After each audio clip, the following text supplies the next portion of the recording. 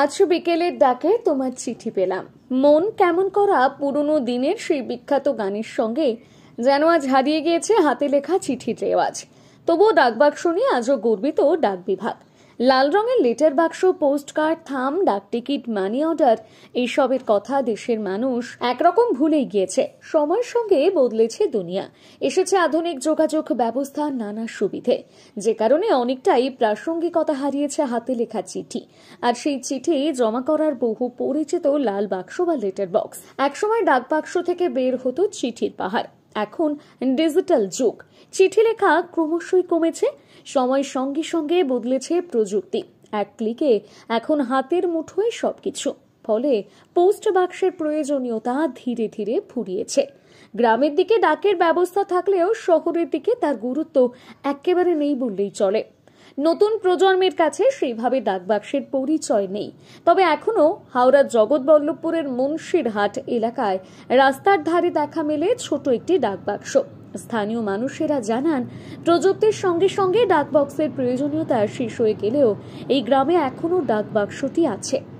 আগের মতন বিপুল পরিমাণ চিঠি না পড়লেও এখনো নিয়মিত ডাকবাক্স খোলা হয় আর বেরিয়ে আসে হাতে গোনা মাত্র কয়েকটি চিঠি। এখানে কিন্তু প্রত্যেক দিনই ডাক বাক্সটা ব্যবহার হয়।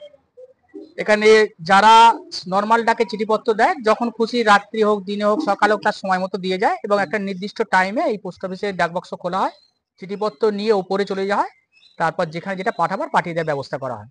না না, এখন ডিজিটাল ইন্ডিয়া, সব ছেলেমেয়েরা মোবাইল ব্যবহার করছে, মোবাইলেতে জিমেল পাঠাচ্ছে বা চিঠিপত্র আসুক, অ্যাপয়েন্টমেন্ট লেটার আসুক, বেশিরভাগই অনলাইন হয়ে গেছে। তাই এর গুরুত্ব অনেকটাই কিন্তু মলিন, কিন্তু ব্যবহার এখনো অকেজো হয়নি। তার প্রমাণ হচ্ছে আমাদের এখানে রোজই কিন্তু এটাকে খোলা হয়, একটা দুটো যা চিঠিপত্র থাকে কিন্তু ব্যবহার করা হয়।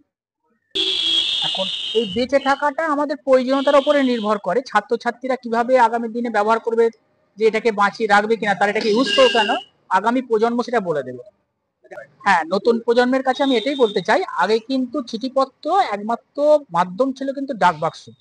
হয়তো রানার গান অনেকে শুনেছেন।